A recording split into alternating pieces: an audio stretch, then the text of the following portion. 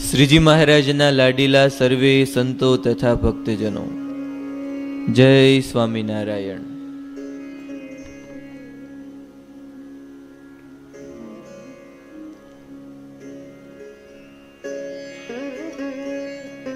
શ્રીજી મહારાજ એ વડતાલમાં વિરાજમાન. ગઈકાલે પ્રસંગ સાંભળેલો. અતિ ગરીબ એવા સોંડા ભગત અને મિનળબાઈ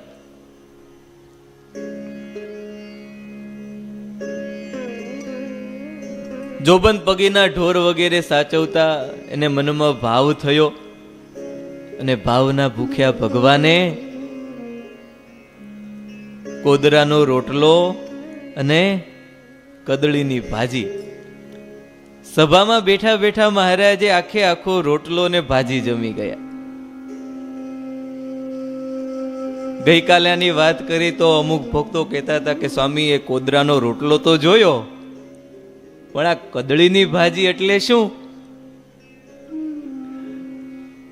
ગુજરાતીમાં તો શું કહેવાય એ ખ્યાલ નથી, પણ હિન્દીમાં કુચલી કહેવાય. દેખાય છે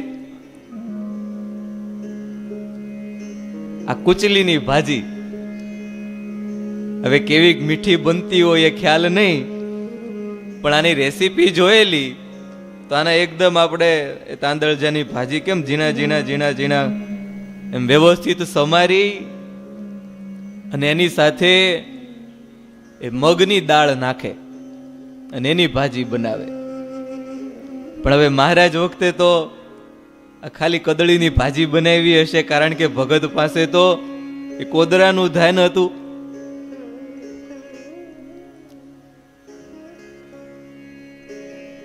મહારાજને આ કદળીની ભાજી અને એ કોદરાનો સરસ મજાનો ભાવ ભરેલો રોટલો મહારાજ આખે આખો જમી ગયા. બ્રહ્માનંદ સ્વામીએ ઊભા થઈને કહ્યું કે મહારાજ આ પેટમાં દુખશે, આટલા બધા જોવે છે ને તમે જમો છો? મહારાજ કે આમાં કોઈની નજર પડે એમ નથી.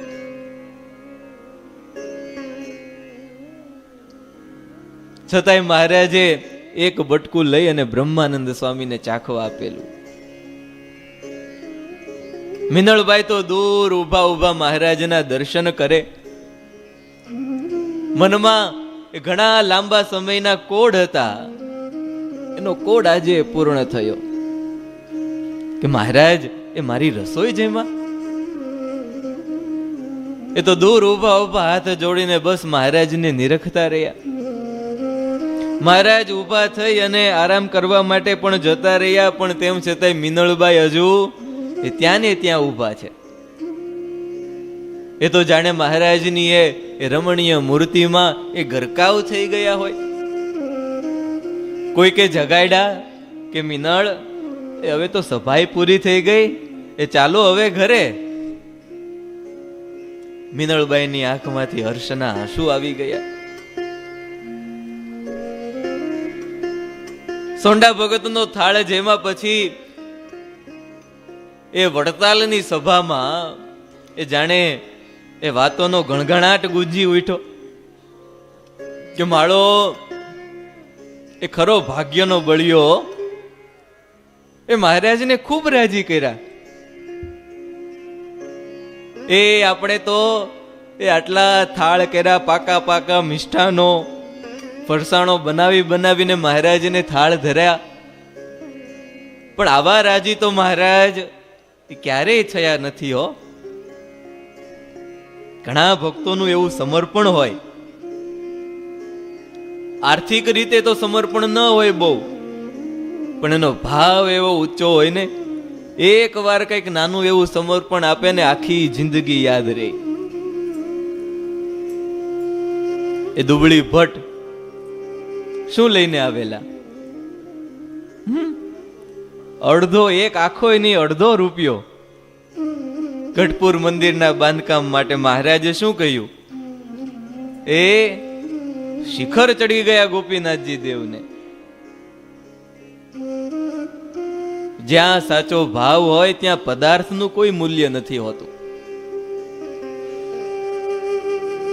બધા સભામાં વાતો કરવા લાગ્યા કે આપણે આટલા થાળ કર્યા પણ આવા તો રાજી એ ભગવાન ક્યારેય નથી થયા હો. અને મહારાજે એ થોડું પણ વધવા દીધું નહીં.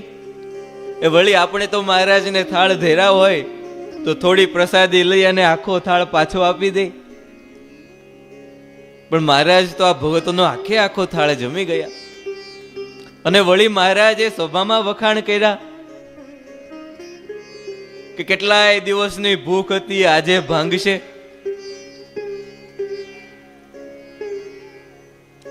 પણ થયું એવું, મહારાજે થાળના ખૂબ વખાણ કર્યા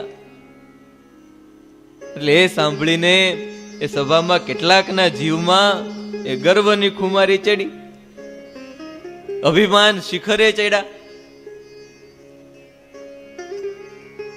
અમુકને મનમાં એમ થયું કે લે એ આ થાળમાં તો શું, એ આની કરતા પણ એ સારા સારા થાળ અમે પણ બનાવી દઈએ.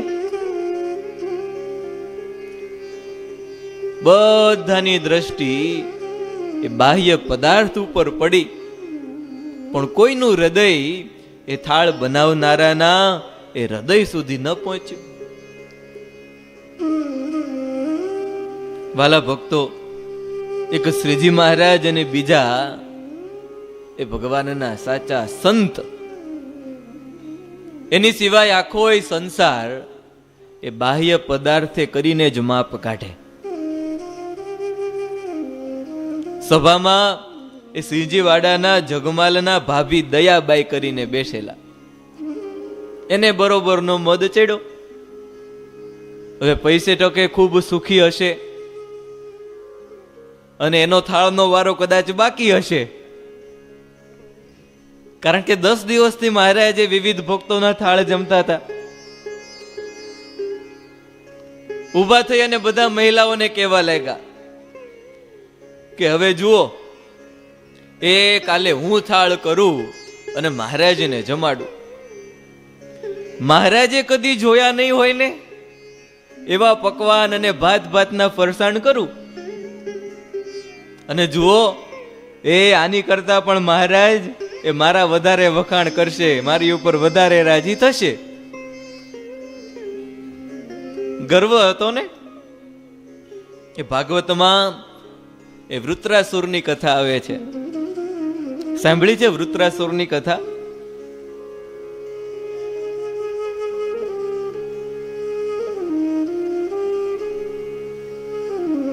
વૃત્રાસુર પહેલા કોણ હતા? ચિત્રકેતુ રાજા. ખૂબ મોટા રાજા હતા. પોતે એ મોટા મોટા સંતોનો સમાગમ કરેલો. અંગિરા ઋષિ, નારદ ઋષિ એના વચનેથી વૈરાગ્યને પામી ગયેલા. અને ચિત્રકેતુ રાજા એટલે 1 કરોડ સ્ત્રી. પણ આ અંગિરા અને નારદજી થી વૈરાગ્ય પામ્યા ને 1 કરોડનો ત્યાગ કરી દીધો. હવે આજે ઘણા કહેતા હોય, પણ 1 કરોડ સ્ત્રીનો ત્યાગ કરી દીધો ને ભગવાન ભજવા નીકળી પડ્યા. એવા ભગવાનને રાજી કરેલા કે ભગવાને સાક્ષાત એમને દર્શન દીધેલા. અને પછી તો એ વૈરાગ્યને કારણે, ભગવાનના દર્શને કારણે એ સ્વચ્છંદપણે આ ચિત્રકેતુ રાજા એ આકાશ માર્ગે વિહાર કરતા થઈ ગયા. એટલી મોટી એની સાધનાનું બળ, સાધનાનો પ્રતાપ. આપણે તો વિમાનમાં ઉડીને જવું પડે ને એ પૈસા હોય તો. પણ આ ચિત્રકેતુ રાજા આકાશ માર્ગે એમને ઉડવા લાગ્યા. જ્યાં ઈચ્છા થાય ત્યાં જઈ અને ભગવાનના દર્શન કરે. એમાં એક દિવસ આકાશ માર્ગે વિહાર કરતા હશે. જુઓ ગર્વ એ ક્યાં સુધી લઈ જાય છે. એમાં એક દિવસ આકાશ માર્ગે વિહાર કરતા હશે અને બરોબર કૈલાસ પર્વત ઉપર એમણે જોયું કે ભગવાન મહાદેવ એ સિદ્ધો ચારણોની વચ્ચે એ મોટા મુનિઓની સભામાં બેઠેલા છે. આગળ મોટા મોટા મુનિઓ અને સભામાં એમાં પાર્વતીજીને એ પોતાના ખોળામાં બેસાડેલા હતા. આને મનમાં થયું કે મેં 1 કરોડ સ્ત્રીનો ત્યાગ કર્યો અને ભગવાનનું ધ્યાન ભજન કરું છું, અને આ તો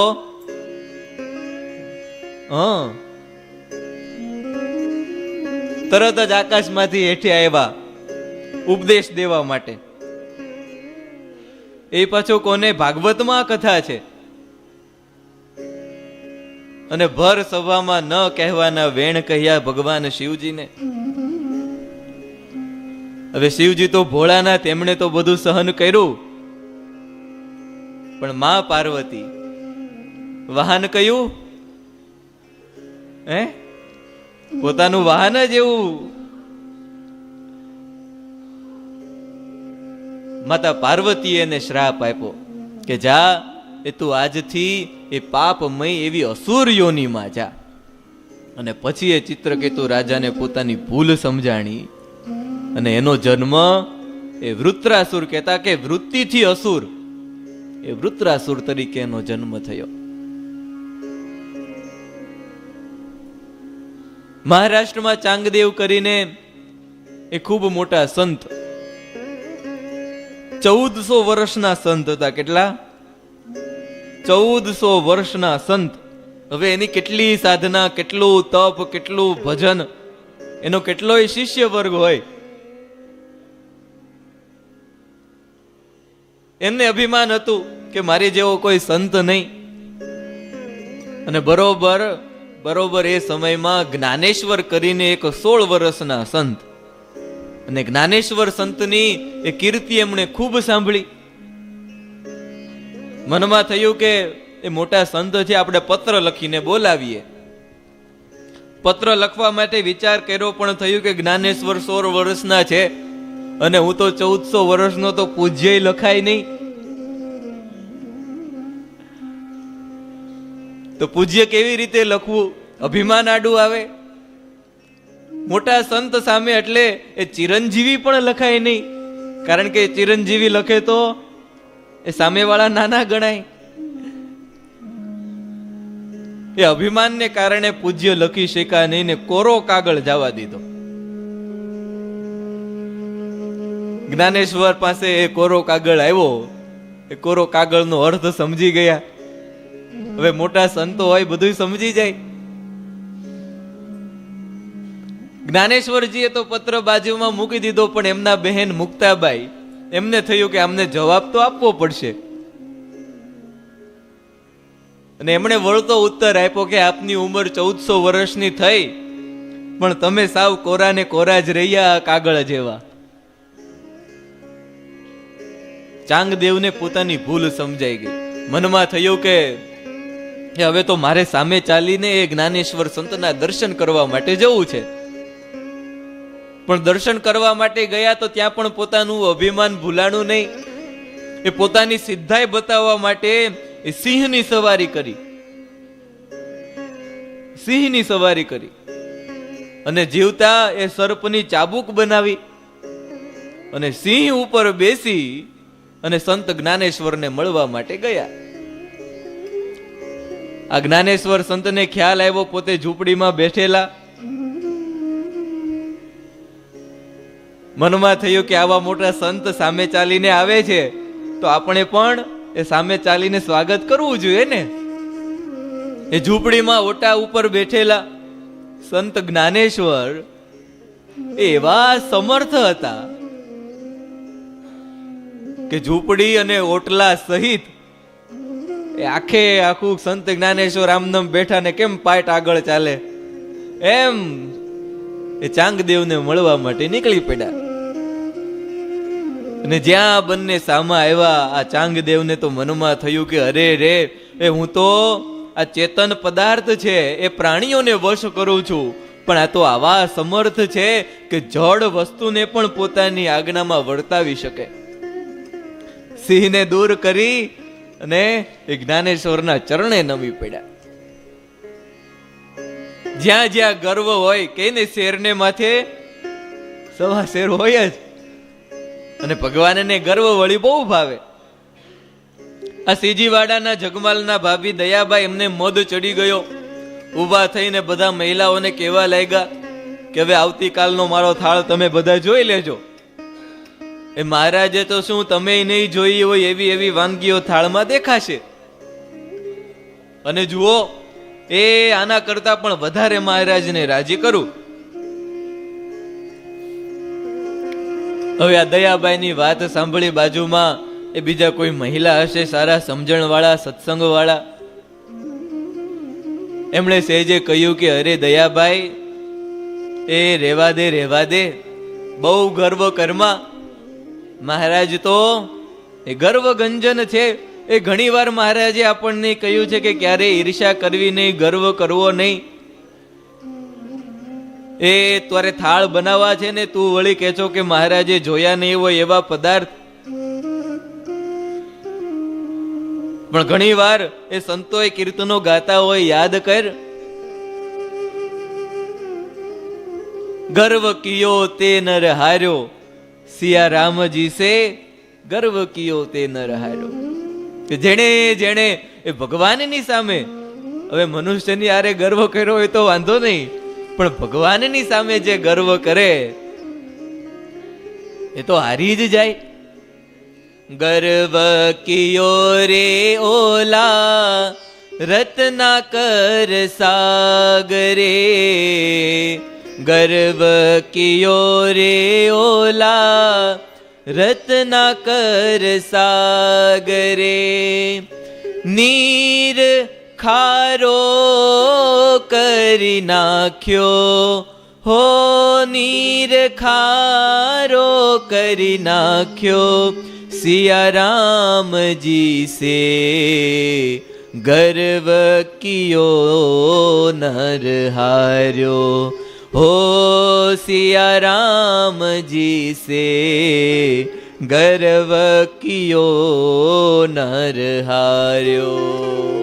રત્નાકર સાગર, એને કદાચ ગર્વ થયો હશે કીર્તનના આધારે કે આટલું બધું મારી પાસે જળ કોઈની પાસે નહીં, પણ ભગવાને ખારું કરી નાખ્યું, કોઈના ઉપયોગમાં આવે નહીં. અને કદાચ નાવા ગયા હોય ને એકાદ કોગળો મોઢામાં જાય તોય એ નાવાનું મૂકીને બારા નીકળીએ આપણે. હો, ગર્વ કિયો રે ઓલા લંકાપતિ રાવણે, ગર્વ કિયો રે ઓલા લંકાપતિ રાવણે, દશમુખ કાપી નાખ્યો હો, દશમુખ કાપી નાખ્યો, સિયા રામજી સે ગર્વ કિયો રે નર હાર્યો. કહત મહંતા સુનો ભાઈ સાધો, કહત મહંતા સુનો ભાઈ સાધો, શરણે આવ્યો તેને, શરણે આવ્યો તેને તાર્યો, ઓ સિયા રામજી સે ગર્વ કિયો નર હાર્યો, સિયા રામજી સે ગર્વ કિયો નર હાર્યો. એ લંકેશ, એ એવું કહેવાય કે બધા જ દેવતાઓ એ એમને ત્યાં, એ પવન દેવતા એ આખું આંગણું, આખી લંકા સાફ કરી જતા.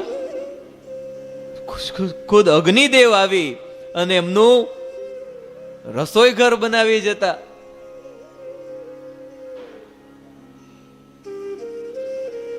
પણ ગર્વ થયો તો એ 10 માથા ક્યાં ઉડી ગયા. કહત મહંતા સુનો ભાઈ સાધો, શરણે આવ્યો એ તેને તાર્યો. જેણે જેણે ગર્વ મૂકી અને ભગવાનનું શરણું સ્વીકાર્યું એને કોઈ સાધન કરવાના રહ્યા નહીં, સહેજે સહેજે તરી જાય. આ બધી મહિલાઓ દયાબાઈને સમજાવે કે રેવા દે, એ તારું કાંઈ નહીં ચાલે. એ મહારાજે આ લોકમાં જે જે ઉત્પત્તિ કરી છે એ તું કહે છો કે મહારાજે જોયા ન હોય એવા થાળ બનાવું, તો વળી મહારાજની જાણબારું તો શું હોય? અરે તે નરનારાયણ દેવને હમણાં જે અન્નકૂટ થયો તો દર્શન કર્યા હતા ને, એમાંથી તો બારું તું કઈ નહીં બનાવે ને. એનાથી બાર તો બીજું તું શું નવીન કરવાની છે? ત્યારે કેટલી ભાત ભાતના ફરસાણ, મીઠાઈ, શાક એ કેટલાય બનાવ્યા હતા. અને વળી તું જે કાંઈ પણ બનાવીશ એ બધું ક્યાંથી બનશે? એ બધું માટીમાંથી જ ઉત્પન્ન થયું ને. આ બધી બાઈઓએ, મહિલા ભક્તોએ આ દયાબાઈને ઘણા સમજાવ્યા, પણ ભાઈ જેને અભિમાન ચડી ગયું હોય એ પછી કોઈના વાયરા એ પાછા વરે નહીં. એને તો એમ જ હોય કે મારે દેખાડી દેવું છે.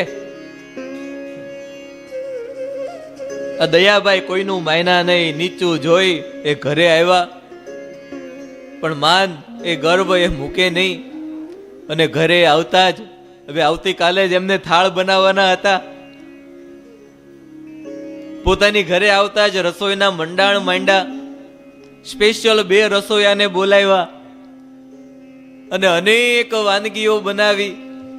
જેના નામ આ દયાબાઈ પણ જાણતા નહોતા એવી એવી નવીન નવીન વાનગીઓ બનાવી.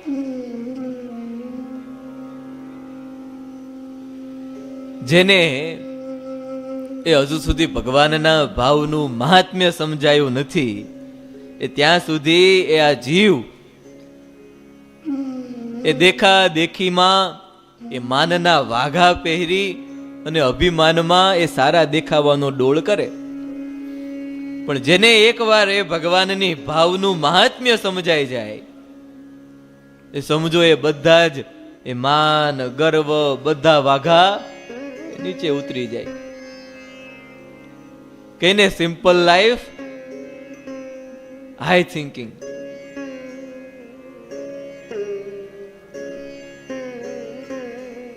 બીજે દિવસે બપોર થયું. આ બાજુ એ દયાબાઈએ એ મહારાજ માટે સરસ મજાના થાળ બનાવેલા. હવે એટલી બધી વાનગીઓ એટલે એક થાળમાં આવે નહીં. 2 થાળ મોટા મોટા તૈયાર કર્યા. મહારાજને થાળ જમવાનો સમય થયો એટલે એ મહારાજની સામે એ 2 મોટા થાળ રાખવામાં આવ્યા. મહારાજ તો સભામાં જ બેઠા છે અને હવે આવા સ્પેશિયલ વખાણ કરવા હોય એટલે થોડા વહેલાય આવે કે સભા એ પૂરી થાય એ પેલા મહારાજની આગળ થાળ ધરી દેવા છે. 2 બાજોટ ઉપર થાળ મૂક્યા. મહારાજની તો કથા વાર્તા શરૂ. મહારાજની આગળ 2 મોટા થાળ. એક થાળમાં સ્પેશિયલ એ મિષ્ટાન અને ફરસાણ, એ બરફી, પેંડા, લાડવા, મગજ, મોહનથાળ, સુખડી, ઘારી, લાપસી, ગુલાબજાંબુ, શીરો, જલેબી વગેરે મીઠાઈઓ બનાવેલી. અને સાથે સાથે એ ફરસાણ પણ મૂકેલા. ગાંઠિયા, સેવ, પાપડી, ફાફડા, ચેવડો, ચોળાફળી, ચકરી અને ભજીયા અને સમોસા તો કેમ ભૂલાય. મોટા થાળ. અને એમાં એક થાળમાં આ બધા મીઠાઈ અને ફરસાણ ને ભેગી ચટણીઓ રાખેલી. બાજુમાં બીજો મોટો થાળ ભરેલો અને બીજા થાળમાં શાક અને રોટલા. અને શાક પણ વિવિધ પ્રકારના, એ ભરેલા ભીંડાનું શાક, ઊંધિયું, એ ભરેલા રીંગણાનું બીજું શાક, એ રીંગણાનો ઓળો, બટેટાની સૂકી ભાજી, મીઠા કારેલાનું શાક. જેમાં છો નહીં, ક્યારેક લેશું મીઠા કારેલાનું શાક. મગની દાળ, અડદની દાળ, ચણાની દાળ, વિવિધ પ્રકારના ભાત બનાવ્યા. પૂરી, રોટલી, ભાખરી, અલગ અલગ પ્રકારના રોટલા. અને આવો મોટો થાળ મહારાજની આગળ મૂક્યો. એક થાળમાં એ ફરસાણ ને મીઠાઈ અને બીજા થાળમાં આ બધા રોટલા ને અલગ અલગ પ્રકારના શાક. બંને થાળ મહારાજની આગળ મૂક્યા એટલે દયાબાઈ સેજે બોલ્યા કે લ્યો મહારાજ, એ આજે મારો થાળ છે એ તમે જમો. પણ મહારાજ તો કથા વાર્તા કરતા હતા. મહારાજે તો જાણે એ કઈ સાંભળ્યું જ નથી એમ સભા શરૂ રાખી. દયાબાઈને થયું કે હજી કદાચ મહારાજને જમવાનો સમય નહીં થયો હોય, પણ થાળ તો આગળ મૂકેલા જ હતા. અને વળી પાછું આ બધું ગરમા ગરમ હોય, ઠરી જાય. થોડી વાર થઈ એટલે દયાબાઈ ફરીથી બોલ્યા, મહારાજ એ હવે આ થાળ ટાઢો થાય છે, એ જલ્દી પ્રસાદીનો કરી આપો. મહારાજ કંઈક જમો.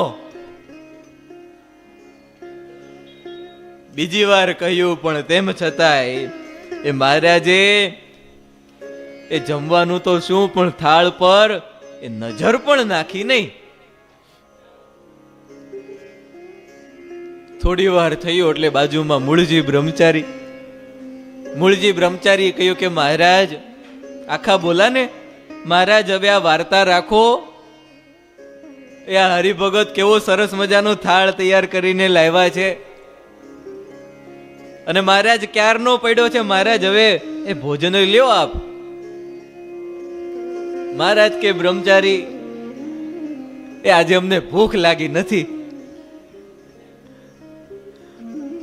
એ સવારે ઘણું બધું અમે જમી ગયા હતા, તે હજુ પેટ ભર્યું ને ભર્યું છે. ના ઘણી વાર એવું થાય ને, એ સવારના પોરમાં એક કંઈક વ્યવસ્થિત બનાવી દીધું હોય, વેલા જાગી ગયા હોય ને વ્યવસ્થિત બનાવી દીધું હોય, એ તો બપોરનો મેળ ન પડે તો વાંધો ન આવે, કારણ કે પેટ ભરીને જમ્યા હોય. અહીંયા ઘણી વાર એ વિદ્યાર્થીઓને સવારમાં કંઈક નાસ્તો વ્યવસ્થિત હોય ને, સ્કૂલમાં કેવું ન પડે, એ ઓટોમેટિક ખ્યાલ આવી જાય કે આજે નાસ્તો સારો હશે. શું કામ?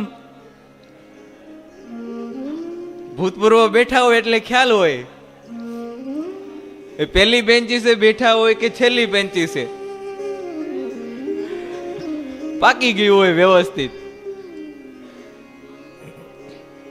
મહારાજ કે અમારું પેટ ભરેલું ને ભરેલું છે, અમારે ભૂખ જરાય નથી. એ સવારે ઘણું જમાઈ ગયું હતું.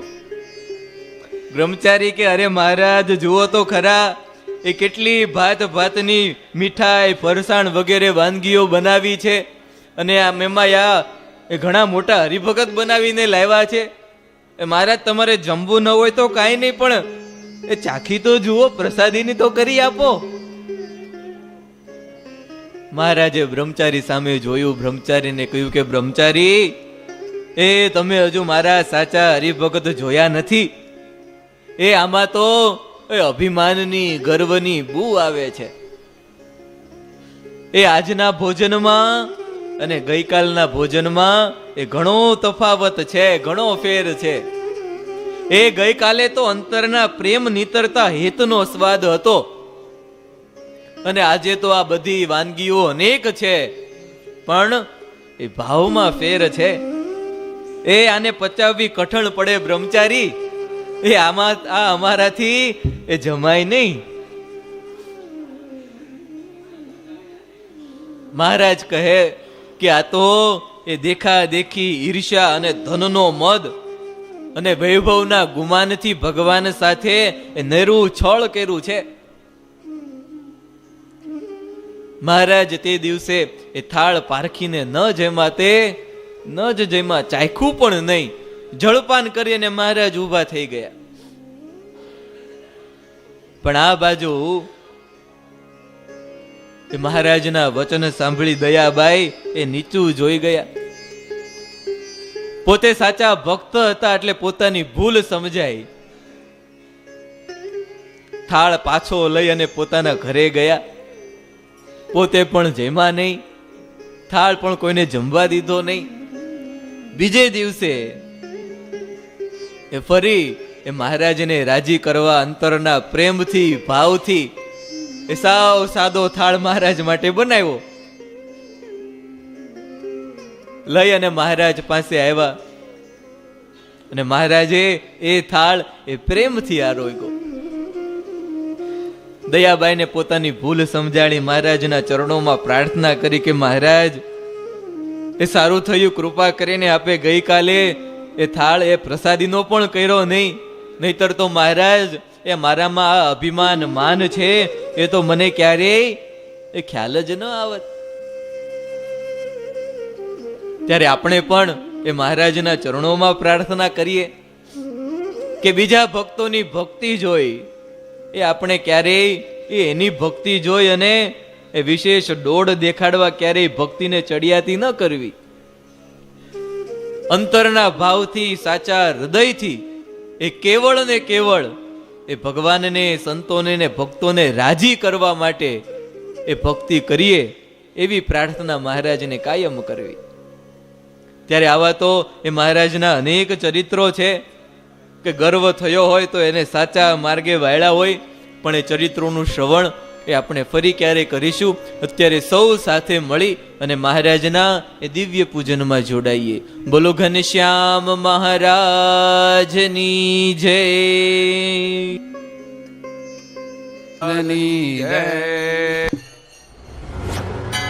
જય સ્વામિનારાયણ.